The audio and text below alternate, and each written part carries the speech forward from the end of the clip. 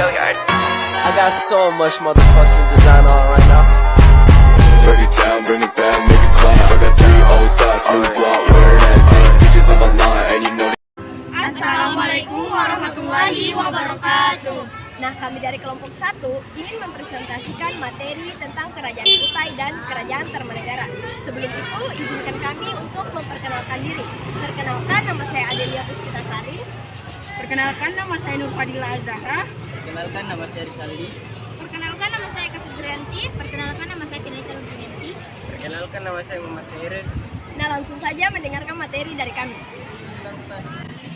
Warahmatullahi wabarakatuh. Perkenalkan, nama saya Muhammad Khairil dari kelompok 1. Saya akan membacakan Kerajaan Kutai.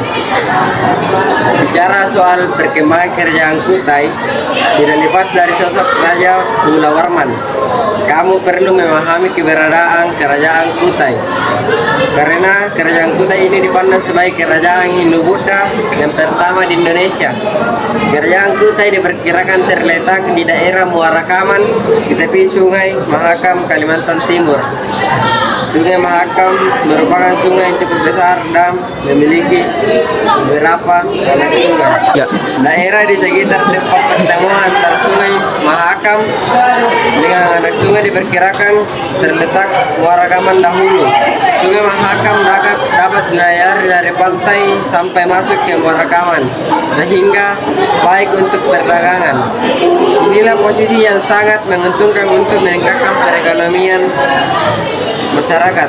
Sungguh Tuhan Yang Maha Esa menciptakan alam semesta dan tanah air Indonesia yang begitu kaya dan strategis. Hal ini perlu disyukuri.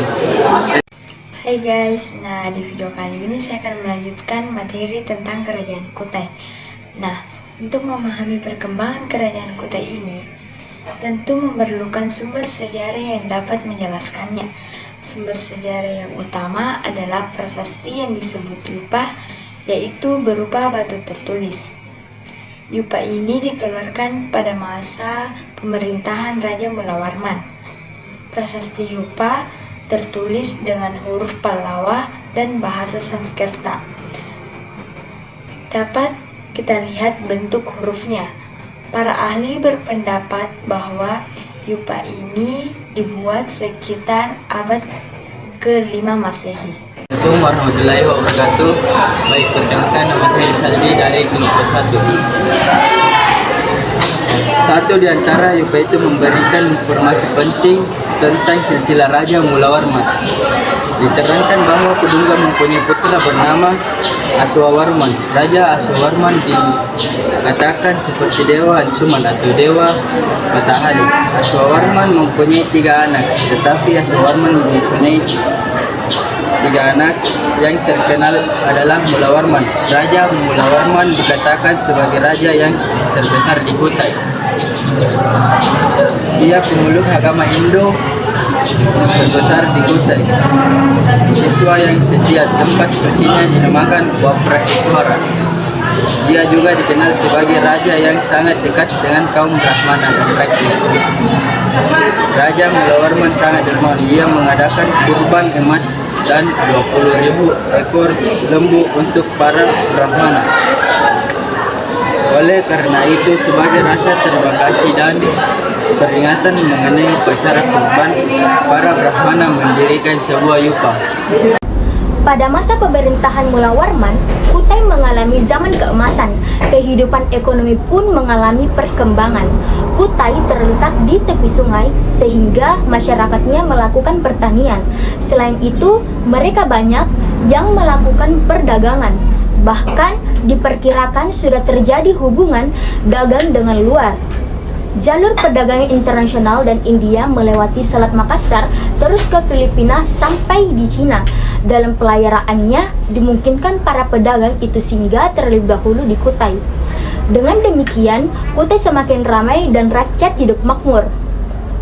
Satu di antara yupa di Kerajaan Kutai berisi keterangan yang artinya Sang Mula Warman, Raja yang mulia dan termuka, telah mensedekahkan 20 ribu ekor sapi kepada para Brahmana yang seperti api bertempat dalam tanah yang sangat suci bernama Wapreskeswara.